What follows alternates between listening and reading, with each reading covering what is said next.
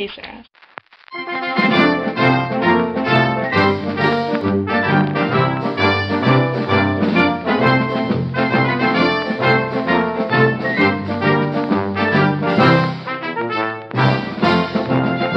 I'm about to leave Oxford in just a few days. I thought I would make my last vlog in Oxford today. So this video comes to you in 3 parts.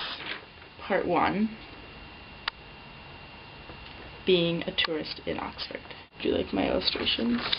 So being a tourist in Oxford is something that a lot of people do all the time, but it was something that when I first got here, at least, I was really self-conscious about, because I wanted to sort of fit in, feel more like I was a student at Oxford than a tourist, so I didn't take any pictures for the entire first semester that I was here. I ended up taking some pictures anyways, because it's a place that I really want to remember.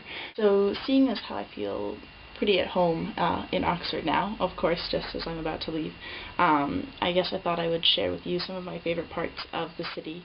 And yeah, so that leads us to part 2. Libraries in Oxford. They're amazing. There are a lot of libraries in Oxford, the major one being the Bodleian Library, which is enormous beyond any comparison. It's a depository library, which means that every book published in England since I think the 1700s, one copy of which at least goes to the Bodleian. So they've got book stacks. They have so many of them that they're literally underground underneath the city of Oxford for miles. So if you want a book, you sometimes have to call it up like 2 or 3 days in advance, because it takes that long to get from its underground treasure trove to you. I spend most of my time doing work in the upper reading room, which is absolutely lovely, and unfortunately I'm not allowed to bring a camera in there, so I can't show you pictures, but you can just take my word for it.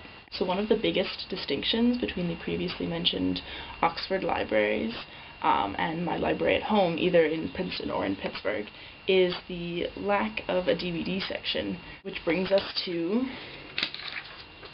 part 3. TV shows in Oxford. The unfortunate lack of borrowable DVDs, such as Angel, which I was in the middle of the last season of, and then I came to the UK and Netflix Instant Watch doesn't work here, means that I've not been able to catch up with a lot of my favorite TV shows.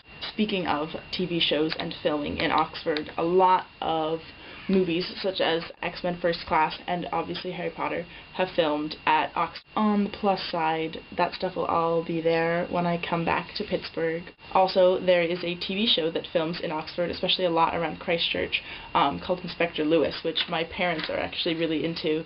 So that is pretty much it for my last vlog in Oxford. I'm really pretty upset to be leaving.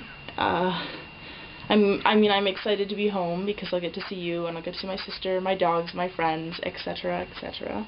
Don't like the idea of not coming back here. I'm so in love with the city. It's the perfect size. It's not too big. I know you love New York City, and I mean, who doesn't? It's amazing, but it's sometimes a little bit overwhelming, and Oxford is just the right size. There's always something to do, but never too many options, you know. I get a little bit flustered sometimes when there's too many distractions. So, yeah. I'm really gonna miss it here, but I can't wait to see you